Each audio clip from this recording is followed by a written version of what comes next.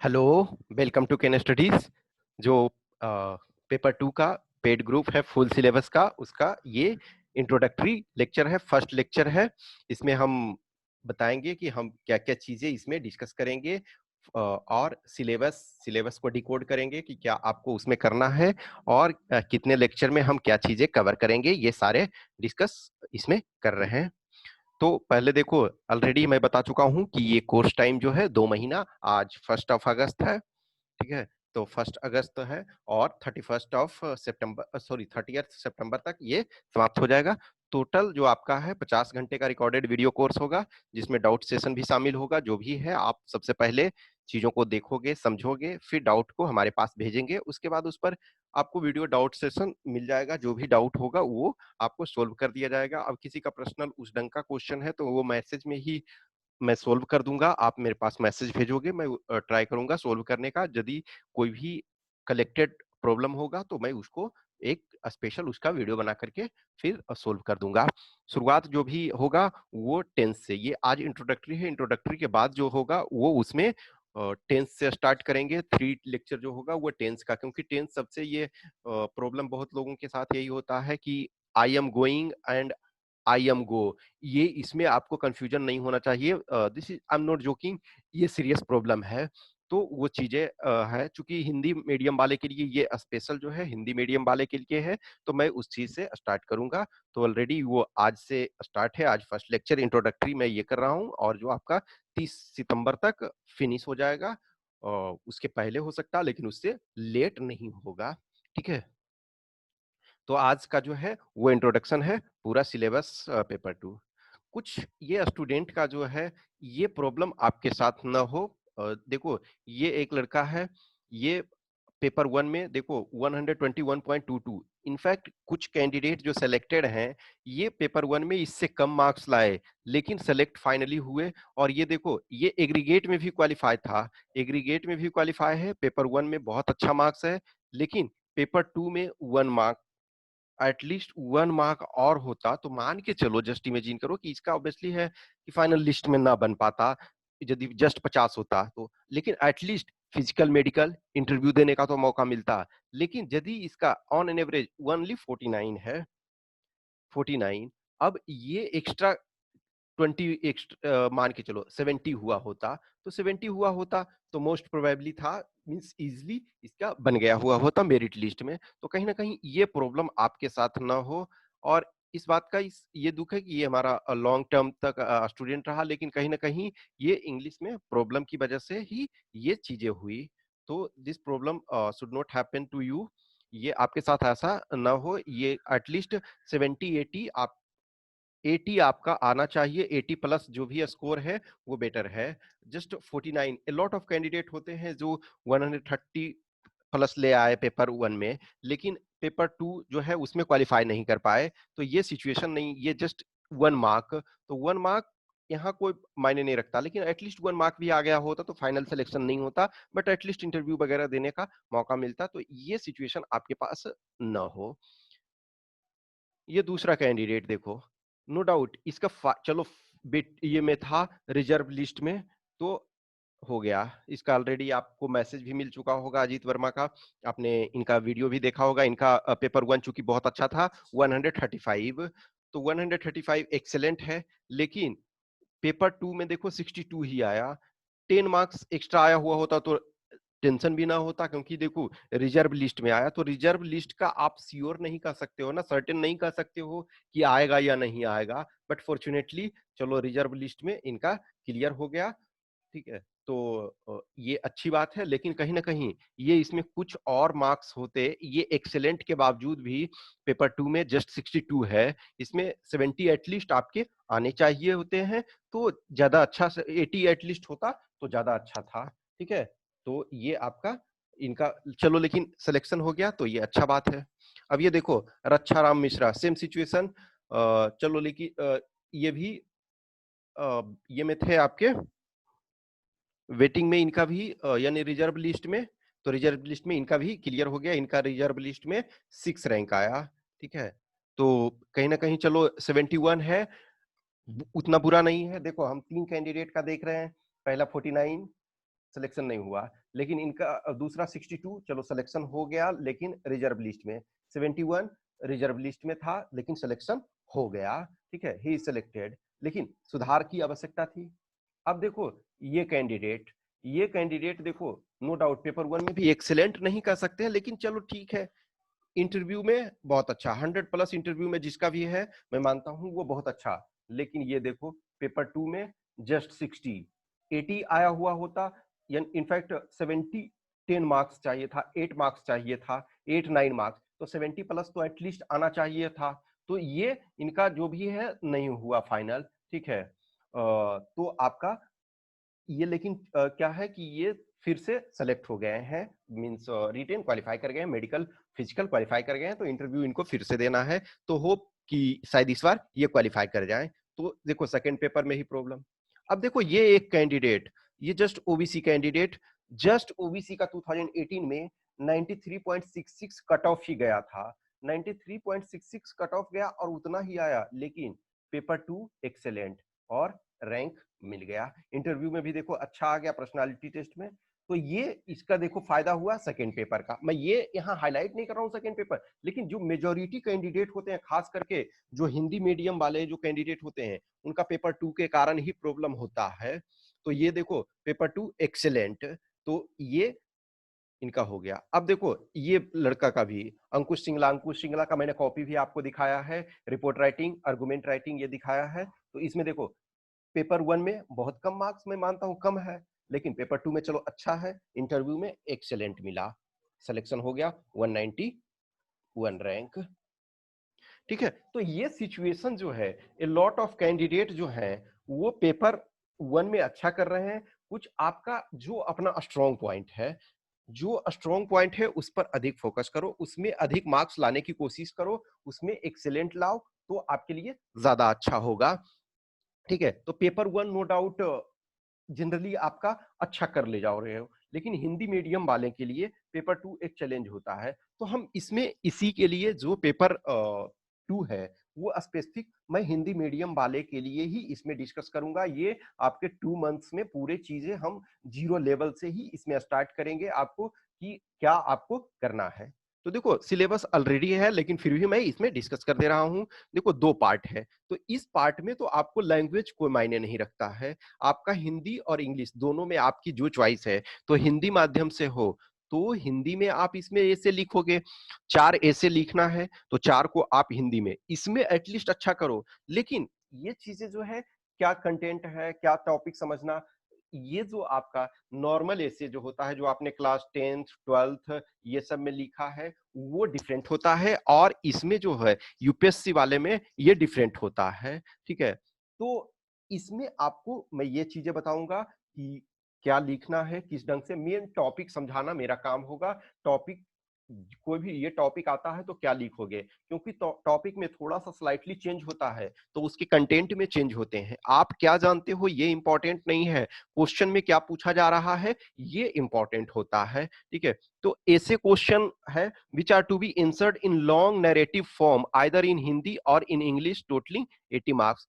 तो long narrative forms देखो, एक ऑब्जेक्टिव होता है, ऑब्जेक्टिव में आप जो है बबल फील करते हो, और एक आपका सब्जेक्टिव, तो सब्जेक्टिव होता है लॉन्ग नैरेटिव फॉर्म में, कि यानी कि आपको बृहत रूप में लिखना है। एक ऑब्जेक्टिव होता है, ठीक है, सीधी सी बात, हाँ, बिहार की राजधानी कहाँ है तो पटना, उसमें आप जान रहे हो तो ठीक है, नहीं तो अब बिहार की कंडीशन के बारे में या उत्तर प्रदेश की कंडीशन के बारे में, या कोविड-19 कहाँ से आया तो वुहान से आया, ये ऑब्जेक्टिव। लेकिन कोविड-19 से हमारी अर्थव्यवस्था पे क्या प्रभाव पड़ रहा है, उससे हमारे सामाजिक स्थिति में क्या प्रभाव पड़ रहा है, उससे विज्ञान और प्रौद्योगिकी में क्या प्रभाव पड़ रहा है, उससे सरकार के स्ट्रक्चर में केंद्र और राज्य संबंध में क्या प्रभाव पड़ रहा है।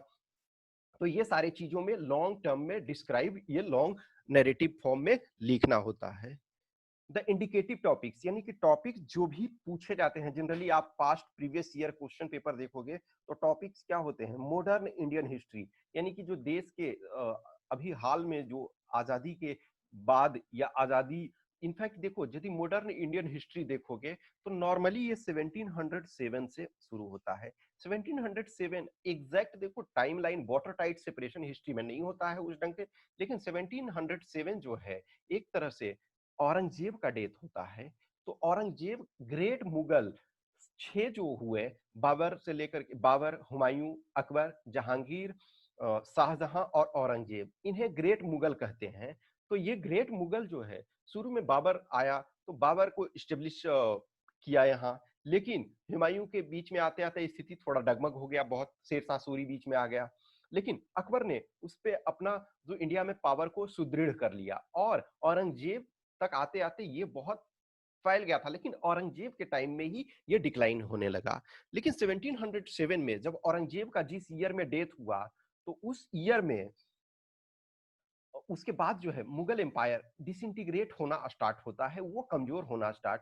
तो मॉडर्न इंडियन हिस्ट्री एक तरह से यही स्टार्ट होता है। ब्रिटिश जो आते हैं, ब्रिटिश पहले ही आते हैं जहांगीर के टाइम में ही, लेकिन तब तक ये एज ए ट्रेडर सिर्फ रहते हैं, बिजनेसमैन रहते हैं, और यहाँ कब्जा करने की सोचते भी नहीं। एक बार औरंगजेब से ये फाइट करते हैं तो हार जाते हैं, तो उन्हें लगता है कि अभी टाइम सही नहीं है। लेकिन औरंगजेब के डेथ के बाद जो है मुगल एम्पायर वीक होने लगता है। तो इसके बाद की जो घटनाएं हैं, वो सारी घटनाएं से उससे संबंधित चीजें आपका आइदर सोशल, राजनीतिक, जो है सांस्कृतिक, सारी चीजों पे। ऐसा नहीं है कि सिर्फ हिस्ट्री का मतलब है कि कुछ फैक्ट्स, और ये जो हमारा सामाजिक चेंजेस हुआ, जो हमारे एग्रीकल्चर में चेंज हुआ, जो हमारे जैसे जस्ट इमेजिन करो दादा भाई नौरोजी से लेकर के और जो भी economic history of economics of India लिखे, वो उन सारी चीजों को, तो वो सारे चीजों को हमारे सामाजिक स्तर किस ढंग से चेंज हुआ, रेलवे किस ढंग से हमारा सोसाइटी को प्रभावित किया, तो ये सारी चीजें इसमें आपके आ जाएंगे।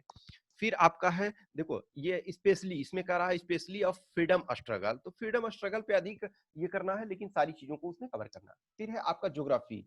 ज्योग्राफी जैसे नेपोलियन ने कहा था ना कि ज्योग्राफी रूल्स द वर्ल्ड, यानी कि जिसके पास ज्योग्राफी की अधिक जानकारी है वो दुनिया को रूल करेगा। इनफैक्ट आज के डेट में भी सिचुएशन यही हो रहा है। जस्ट इमेजिन करो कि अभी हमने कुछ दिन पहले कारगिल विजय दिवस समारोह मनाया, तो 21 साल कारगिल विजय के हुए 26 जुलाई को। तो कहीं ना कहीं ज्योग्राफिकल लोकेशन के कारण ही वहां प्रॉब्लम हुआ कि कुछ एरिया में इंडियन आर्म फोर्सेस ने वो पोस्ट जो है वैकेट कर दिया, और वहां जो है पाकिस्तानी जो आर्मी थी, जो पाकिस्तानी आर्म फोर्सेस, वो और उनके जो पैरामिलिट्री फोर्सेस, तो वो स्ट्रेटेजिक लोकेशन पर वो जमा हो गए, वहां उन्होंने कब्जा कर लिया। तो इस वजह से वहां दिक्कत हुआ, इंडियन आर्म फोर्सेस को बहुत प्रॉब्लम हुआ, और हमारे 527 जो आर्म फोर्सेस पर्सनल थे, उन्होंने अपनी जान गंवा दी, और 1000 प्लस जो है वो इंजर्ड हो गए, उसमें से बहुत सारे क्रिटिकली इंजर्ड भी हुए।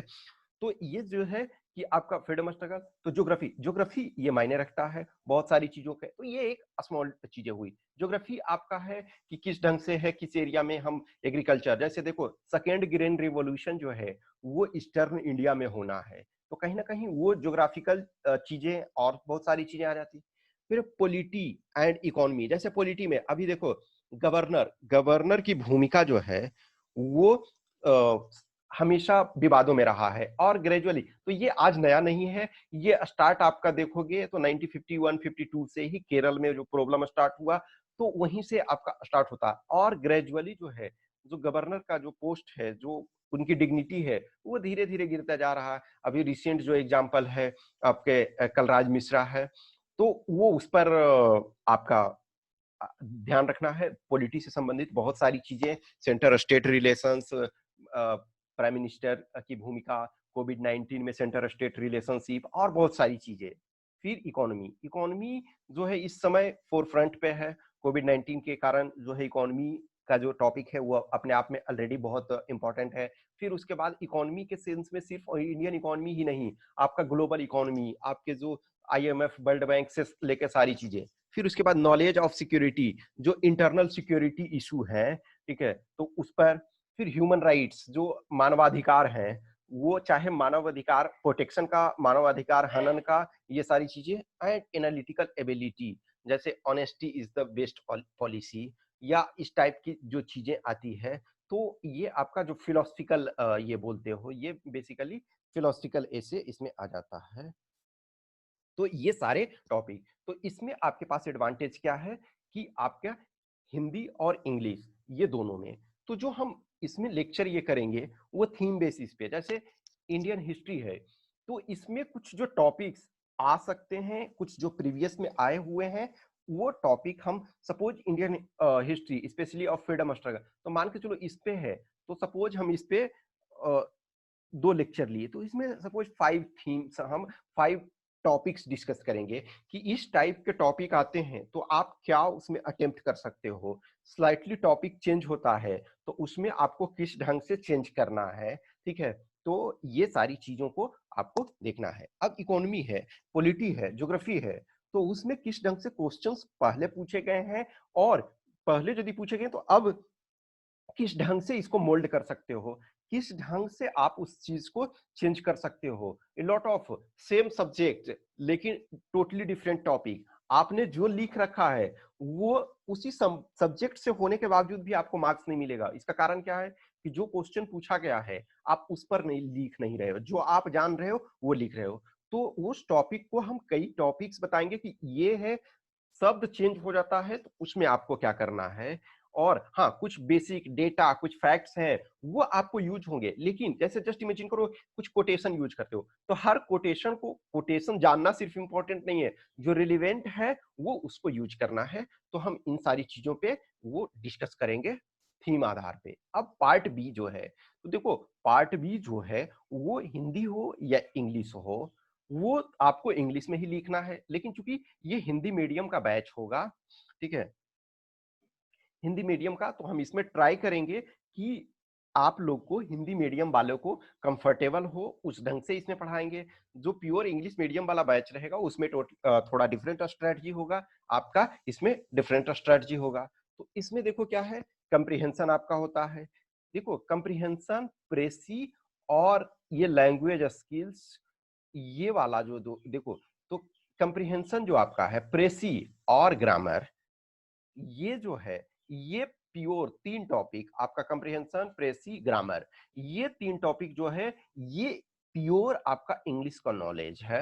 एक तो आपका 80 मार्क्स हिंदी का हो गया, और ये आपका कंप्रीहेंशन आपका 20 मार्क्स, प्रेसी 15 मार्क्स, ग्रामर आपका 25। तो ये 60 जो हो गया, ये 60 जो है ये प्योर इंग्लिश का नॉलेज आपको है, तभी आप प्रॉपर डील कर पाओगे, ये प्योर। तो आपके 80 मार्क्स हो गए ये ऐसे, तो निबंध उसको आप हिंदी में लिखोगे, हिंदी मीडियम वाले हो तो। ये 60 मार्क्स जो है वो प्योर इंग्लिश है, और आपका जो बच गया ये 60 मार्क्स एक्स्ट्रा, तो 60 मार्क्स में क्या है, 2 आर्गुमेंट राइटिंग और 2 आपको रिपोर्ट राइटिंग। तो 2 आर्गुमेंट राइटिंग 20-20 ईच यानी 40, और ये 10-10 ईच यानी 20। तो 2 रिपोर्ट 2 आर्गुमेंट। तो इसमें भी देखोगे कि जो आपका पेपर 1 का नॉलेज अच्छा है तो आप पेपर 2 में प्रोड्यूस कर पाओगे, लेकिन हाँ, इंग्लिश आप ग्रामर, टेंस ये जानोगे अच्छा तो आप अच्छा लिख पाओगे। तो हमारा इसमें भी यही कोशिश रहेगा कि हम इस चीज को, आपको टेंस प्रॉपर तरीका से कवर हो जाए, ग्रामर वगैरह, तो आप उस पर लिख पाओ, और ग्रेजुअली आप जो भी है प्रैक्टिस ये करते रहोगे। ये जो हमारा सेशन होगा ये प्रैक्टिस सेशन नहीं होगा, ये हमारा लेक्चर सेशन होगा। प्रैक्टिस के लिए आपको आइदर टेस्ट देना है, या जो राइटिंग प्रैक्टिस का सेशन है उसको आपको ज्वाइन करना है यहाँ, क्योंकि हम राइटिंग प्रैक्टिस ये यहाँ नहीं करेंगे, हम यहाँ थीम बताएंगे, आपका जो प्रॉब्लम होगा वो प्रॉब्लम हम डील करेंगे कि हाँ ये चीजें हैं, ये प्रॉब्लम हमारे पास है। लेकिन एक्चुअल में राइटिंग प्रैक्टिस जो है, तो आप टेस्ट लिखो, जिनको लगता है अभी हम टेस्ट नहीं लिख सकते हैं, तो वो जो राइटिंग प्रैक्टिस वाला ग्रुप है पेड वाला, वो आप उसको ज्वाइन कर सकते हो। तो ये चीजें है। अब देखो जो ये लेक्चर्स होंगे, वो लेक्चर देखो आज फर्स्ट लेक्चर है, तो ये आपका इंट्रोडक्शन है, वो चीजों को जो हमने समझाया वो है। तो ये नॉर्मली जो लेक्चर होगा आपका 30 मिनट से 55 मिनट्स का वीडियो होगा, जनरली डिपेंडिंग ऑन, कुछ 30 हो सकता है, कुछ 35 55 तक, या 1 घंटा भी हो सकता है, डिपेंडिंग ऑन, क्योंकि हमने ये इतने लेक्चर्स जो भी रखे हैं उसमें आपके 50 आवर्स ये क्या चीजों को कंप्लीट करना है। 50 आवर्स इन द सेंस है, ऐसा नहीं है कि हमें टाइम इंपॉर्टेंट नहीं है, हमारे लिए है कि हम चीजों को कवर हमें करना है, सारी चीजों को। तो नॉर्मली जो है कि 30 से 55, और कोशिश हम करेंगे कि सप्ताह में आपको 6 डेज कम से कम मिल जाए। किसी दिन हो सकता है हम 2 वीडियो भी दे देंगे और सप्ताह में 1 आध दिन होगा। मान के चलो कि सपोज संडे है तो संडे को नहीं भी मिलेगा या 1 आध दिन नहीं मिल सकता है, लेकिन नॉर्मली है वो डेली वीडियो मिलेगा। 6 डेज सप्ताह में मिल जाएगा आपको। तो किसी दिन 1 भी मिल सकता है, किसी दिन 2 भी मिल सकता है, डिपेंडिंग ऑन सिचुएशन सर्कमस्टांसेस। लेकिन मैं वो 30 सितंबर है तो 30 सितंबर से आपका पहले समाप्त हो जाएगा, लेकिन लेट नहीं होगा, ये प्रॉमिस है। ठीक है, तो आपका जो फर्स्ट लेक्चर होगा वो आज आज चल रहा है, वो इंट्रोडक्शन है। टेंस में 3 लेक्चर ये चलेगा। मेनली हम प्रेजेंट टेंस सबसे ज्यादा इंपॉर्टेंट है, उसके बाद पास्ट, उसके बाद फ्यूचर। तो प्रेजेंट वाला जो होगा वो लेक्चर आपका बड़ा लेक्चर होगा, क्योंकि मेन आपको प्रेजेंट टेंस ही समझना होगा। प्रेजेंट ज्यादा इंपॉर्टेंट है क्योंकि जो मेजॉरिटी ऑफ सेंटेंसेस आपको बनाने होते हैं, जो मैक्सिमम सेंटेंसेस आपको कवर करने होते हैं, वो आपको प्रेजेंट टेंस में ही होता है। प्रेजेंट टेंस में जैसे India has been working on this project for last 6 month। तो अब डिफरेंस देखो होता है, India is working on this project, तो आपका प्रॉब्लम क्रिएट होगा। तो इंडिया हैज बीन, यदि आपका टाइम दिया हुआ है तो आपको हैज बीन लगाना है। ठीक है, तो वो इंडिया इज वर्किंग नहीं, अब इंडिया इज वर्किंग टाइम नहीं दिया हुआ है, India is working on this project. तो हमें ये पता नहीं है कि कब से प्रोजेक्ट पे वर्क कर रही है, लेकिन यदि दिया हुआ है कि 6 मंथ से या 5 ईयर से या 10 ईयर से कोई प्रोजेक्ट पे वर्क किया जा रहा है, तो उसमें हैज बीन लगाएंगे। फिर हैव कहाँ लगाएंगे, अब हैज कहाँ लगाएंगे, ये सारी चीजों को हम देखेंगे। तो आप उसमें से हम प्रैक्टिस वगैरह भी, कि कुछ ट्रांसलेशन वगैरह रहेगा, आप उसको प्रैक्टिस करोगे ताकि चीजों को आप कवर कर सको। तो आपका टेंस में 3 लेक्चर होगा, ग्रामर में आपका 10 लेक्चर होगा। 10 लेक्चर में जो मिनिमम चीजें जो होंगी वो उसमें हम कवर कर देंगे। सपोज देखो, तो इसमें नॉर्मली वही है कि 40-40 मिनट के आसपास का लेक्चर होगा। तो 10 डिपेंडिंग ऑन हो सकता है, जैसे ये हार्ड एंड फास्ट नहीं है, एक आध एक्स्ट्रा और ये अब कुछ एक्स्ट्रा हो गया तो कोई वो भी इशू नहीं है कुछ में ये करके। तो ऑन एन एवरेज जो है मोर और लेस ये इसमें 10 ये चलेगा। जो निबंध होगा इसमें 15 लेक्चर चलेगा आपका। सॉरी, आर्गुमेंट होगा उसमें 10 lecture, report 10 lecture, precis 5, reading comprehension 5 और डाउट आपका 5 to 10। अब जस्ट इमेजिन करो कि आपके डाउट कम हुए, तो हो सकता है जैसे हम ग्रामर में कुछ डिपेंडिंग ऑन जब हम कवर कराने लगेंगे तो चीजों को हम देख लेंगे। यदि 1-2 एक्स्ट्रा पड़ता है तो हम ग्रामर में ही कोशिश करेंगे 1-2 एक्स्ट्रा कर देने का। लेकिन ये जो आपका इन रफ जो है ये हमने बनाया है। तो इसमें हम हर में जो भी है, जैसे आर्गुमेंट है, तो आर्गुमेंट में आपको 10 लेक्चर है। तो जो भी टॉपिक मान के चलो कि हम एटलीस्ट 1 डे है तो हम 2 टॉपिक कवर करेंगे। तो 2 टॉपिक कवर करेंगे तो आपको 20 टॉपिक्स हो जाएंगे। 20 टॉपिक्स, अब उसमें से ये भी होगा कि उसको स्लाइटली मॉडिफिकेशन किया जाता है, क्वेश्चन को थोड़ा सा चेंज कर दिया जाता है, तो उसको किस ढंग से अटेम्प्ट करने हैं, किसी चीज का फोर में क्या होना चाहिए, अगेंस्ट में क्या होना चाहिए, ये सारी चीजों को। रिपोर्ट पे सेम चीजें। देखो, अब ये चीजें जो है आपका, ये कहीं ना कहीं ये तीनों अपने आप में जो है बहुत क्लोज रिलेशनशिप है। और जिनका पेपर 1 अच्छा है, तो आप ये जो 140 मार्क्स का ये है, इसमें आप बहुत अच्छा कर ले जाओगे ये 3 का। तो देखो, निबंध में आपको प्रॉब्लम नहीं होना चाहिए क्योंकि निबंध हिंदी में आप लिख सकते हो। अब आर्गुमेंट और रिपोर्ट, तो आर्गुमेंट और रिपोर्ट जनरली वही टॉपिक आएगा। आप प्रीवियस ईयर का देखोगे, जो पास्ट ईयर में जो आए हुए हैं, तो टॉपिक्स वही आएंगे जो आपको रिलेवेंट है, करेंट अफेयर्स से रिलेवेंट है, या फिर उसका कोई भी पेपर 1 में डायरेक्टली और इनडायरेक्टली। जैसे हमने इंट्रोडक्टरी में देखा ना कि जो आपके एसे हैं, निबंध हैं, वो किससे पूछे जाएंगे? Modern Indian history, specially freedom struggle. तो फ्रीडम स्ट्रगल तो आपको हिस्ट्री में भी पढ़ना है। ज्योग्राफी, ज्योग्राफी आपको पेपर 1 में भी पढ़ना है। इनफैक्ट मेनली आपको इंडियन ज्योग्राफी पढ़ना है, लेकिन जो क्लाइमेटोलॉजी से लेकर के और वर्ल्ड के डिफरेंट जो भी हैं वो। अब देखो, बहुत बार क्या होता है, पॉलिटिकल न्यूज के कारण आपको ज्योग्राफी इंपॉर्टेंट हो जाता है। सपोज प्राइम मिनिस्टर किसी कंट्री में विजिट किए, अब वो देखा जाए तो वो पॉलिटिकल गवर्नमेंटल इशू है कि इंडिया और ऑस्ट्रेलिया ने कोई पैक्ट किया। अब लेकिन मान के चलो कि प्राइम मिनिस्टर ऑस्ट्रेलिया विजिट किए, तो वहां कोई आइलैंड पे वो गए या कुछ उस सिचुएशन में गए, अब वहां कुछ ऐसा है, सपोज कोरल रीफ है या कुछ है, वो डिग्रेड हो रहा, अब उस पर क्वेश्चन पूछ दिया। तो जो है चीजें इंटीग्रेटेड है। अब तो वो उसमें आपको पॉलिटी पे पूछ रहा है ऐसे, तो वो आपका पेपर वन में पढ़ना, स्पेशल पॉलिटी पढ़ना ये है। फिर आपको सोशल इशू है, इंटरनल सिक्योरिटी है, तो आपको पेपर वन में भी क्वेश्चन पूछे जा रहे हैं पेपर टू में। इसी वजह से जो है कि होलिस्टिक वे में आप जब करोगे तो एटलीस्ट ये 140 मार्क्स है, ये आपका कवर हो जाएगा। देखो फिर ये है प्रेसी। प्रेसी में क्या है, कुछ ना कुछ आप थोड़ा सा इंग्लिश का एटलीस्ट बेसिक ग्रामर आप जान रहे हो, बेसिक ग्रामर जान रहे हो, टेंस जान रहे हो, तो आप प्रेसी में 15 मार्क्स का है तो 3 से 5 मिल ही जाएगा, थोड़ा सा आप जानोगे तब भी।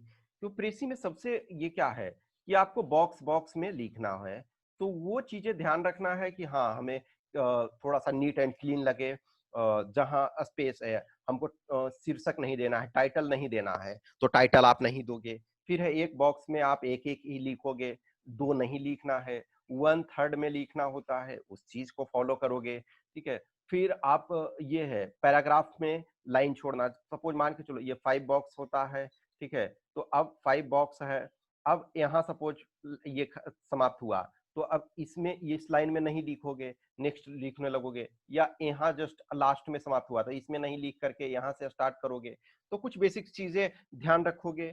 अब देखो इसमें एग्जैक्ट जो आपके हैं टॉपिक, तो ये नॉर्मली क्या मैंने बताना कि 3 चीजें जो आपका है, वो जो ग्रामर है, ये आपका प्रेसी है और रीडिंग कम्प्रिहेंशन, ये जो चीजें है ये आपका प्योर इंग्लिश है। इसमें प्योर इंग्लिश की अंडरस्टैंडिंग है तभी अच्छा ये कर पाओगे। रीडिंग कॉम्प्रिहेंशन नॉर्मली क्या होता है कि इसमें ऐसे होते हैं कि आपका अटेम्प्ट करो 4-5 नंबर, कम से कम 6 नंबर 8 नंबर मिल जाएगा।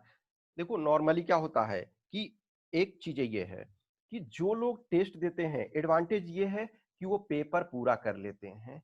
हाँ, ऐसा नहीं है कि आपका अच्छा है तो आप कर ले जाओगे, लेकिन आप यदि टेस्ट वगैरह देते हो, लिखने की आपकी प्रैक्टिस है, आप कंटिन्यूअस प्रैक्टिस कर रहे हो, तो एटलीस्ट आप पेपर कंप्लीट कर लोगे। पेपर कंप्लीट करना सबसे इंपॉर्टेंट चीजें है कि वो आप पेपर कंप्लीट करोगे, तो कहीं ना कहीं एक एक दो दो मार्क्स। हाँ, एक बात लेकिन ध्यान रखना कि गार्बेज का मार्क्स नहीं मिलता है। गार्बेज जो है, कचरा जो है ना, कहते हैं कचरा जो पलट दोगे तो उसका मार्क्स नहीं मिलता है। हमेशा ध्यान रखो कि जो यूपीएससी का, खास करके मैं स्टेट सिविल सर्विसेज की बात नहीं कर रहा हूँ, स्टेट सिविल सर्विसेज में क्या होता है पूरी तरह से मैं नहीं कह सकता हूँ क्योंकि वहाँ बहुत प्रॉब्लम है। और एकेडमिक एग्जाम होता है, एकेडमिक एग्जाम में बहुत सारे एग्जाम्स को देखोगे, मैं खुद का मेरा एक्सपीरियंस है, या फिर बहुत सारे स्टेट बोर्ड्स वगैरह का देखोगे कि किसमें किसको अच्छा मार्क्स आ जाएगा कोई नहीं कर सकता है। खराब भी लिखा लेकिन पूरा पेपर कंप्लीट फुल कर दिया तो उसे हो सकता है एक्सीलेंट मार्क्स मिल जाए। किसी ने टू द पॉइंट लिखा तो वो उसको शायद मार्क्स ना मिले, क्योंकि 3 पेज भरना था, उसने 1.5 पेज में ही, 1.5 पेज में ही चीजों को भर दिया, तो उसे पूरा मार्क्स नहीं मिल पाता है। लेकिन जिसने कचरा लिखा, कबाड़ा लिखा, कुछ भी नहीं लिखा, जस्ट पेपर को भर दिया बड़े बड़े में, तो उसको पूरा मार्क्स। यूपीएससी में ऐसा नहीं होगा, ये यहाँ एक सेट फॉर्मेट होता है। ठीक है, इस फॉर्मेट नो डाउट, देखो पेपर 2 में एब्सोल्यूट नहीं होता है हमेशा। मैं इसी वजह से जो कॉपी चेक करता हूं तो मैं ये बोलता हूं अकॉर्डिंग टू माय ओपिनियन। और जो पास्ट के मेरे प्रीवियस ईयर के जो स्टूडेंट्स हैं जिनके साथ कुछ प्रॉब्लम हुआ, एक आध को छोड़ करके, जैसे एक स्टूडेंट का मैंने 49 जो मार्क्स मैंने बताया कि 49 हुआ, वो हमारा क्लासरूम स्टूडेंट था।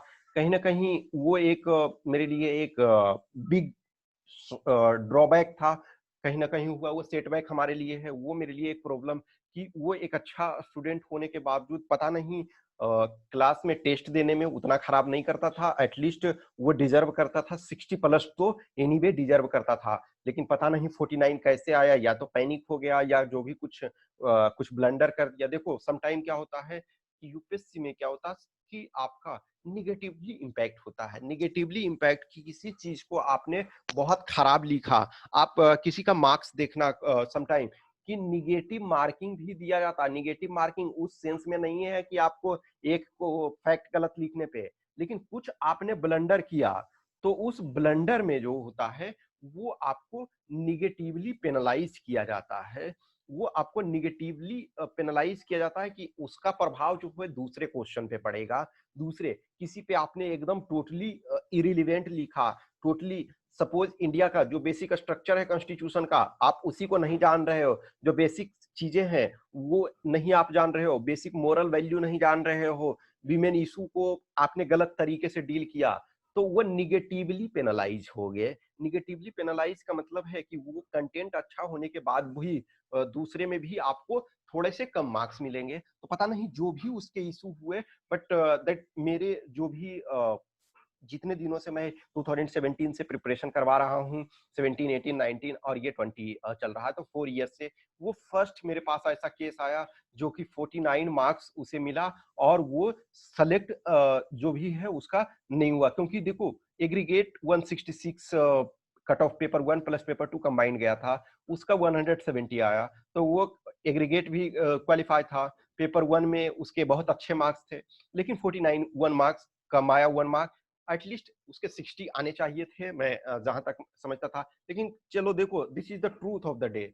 तो अब आप एटलीस्ट टेस्ट दोगे प्रॉपर, या जो भी चीजों को करते हो, तो आप पेपर कंप्लीट करने में एबल होगे। अदरवाइज 3 आवर्स में देखो आपके पास 4 ऐसे लिखना है, ठीक है, 4 ऐसे आपको लिखना होता है।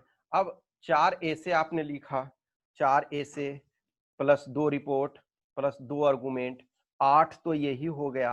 अब 8 ये चीजें ऐसा नहीं है ना कि जस्ट स्टार्ट, इसमें भी आपको स्ट्रक्चर बनाना पड़ेगा, फिर आपको ये है प्रेसी करना पड़ेगा, ग्रामर करना पड़ेगा, फिर आपका रीडिंग कम्प्रिहेंशन, तो सारी चीजों को लिखोगे तो वर्ड काउंट नो डाउट बहुत ज्यादा नहीं होता है। देखो यदि देखा जाए तो स्टैंडर्ड जो क्या है, 1200 आपके एसे में हो गए, 600 आपके आर्गुमेंट में हो गए, 200 ये 400 आपके रिपोर्ट में हो गए। तो यदि ये देखो तो 2200 वर्ड्स इसमें हो गए। फिर आपका जो प्रेसी है, तो प्रेसी में 150, तो 150 वो चैलेंजिंग इस वजह से है कि बॉक्स फॉर्म में लिखने हैं। फिर आपको 200 वर्ड्स 250 वर्ड्स के आसपास आपको तो 300 डिपेंडिंग ऑन आपका जो है रीडिंग कम्प्रिहेंशन, तो ये 400 हो गया, 2600 ग्रामर वाला 300 मान के चलो, जो भी 200 300 जो भी है, तो मैं समझता हूँ कि 3000, तो 3000 वर्ड्स, तो देखो जो 3000 वर्ड्स भी लिखने, ये सिर्फ और सिर्फ लिखना नहीं है ना, विद समझ के साथ, विद अंडरस्टैंडिंग के साथ लिखना है, तो उस चीज में डिफिकल्टी होती है। तो अब आप ये प्रैक्टिस करोगे, गलत होगा शायद, बहुत सारे कैंडिडेट, कुछ अच्छे अच्छे कैंडिडेट हैं जो मेरा एक्सपीरियंस है, जो लड़के क्वालिफाई हुए हैं, वो भी शुरू में जैसे टेस्ट दे रहे हैं तो पेपर कंप्लीट नहीं कर पा रहे हैं। तो आप जब तक प्रैक्टिस नहीं करोगे, आप सोचोगे ना कि अब एग्जाम में 15 दिन है, 1 महीना है, तब नहीं पॉसिबल होगा। अब आज अगस्त, 1 अगस्त हो गया है, इस महीने आपको 18 तारीख को नोटिफिकेशन भी आने वाला है, ठीक है, तो उस चीजों को ये करो, आपके पास जो भी इशू है अभी डील करो, और जिनको भी देखो ज्वाइन करना है तो वो आप ज्वाइन कर सकते हो, नो डाउट। जैसे कि मैं ऑलरेडी, चूंकि इसमें हम बेल बिफोर 10 डेज पहले ही हम बता चुके हैं, अब आज 1 अगस्त है, जिन्हें भी ज्वाइन करना होगा उन्हें 3100 पे करना पड़ेगा।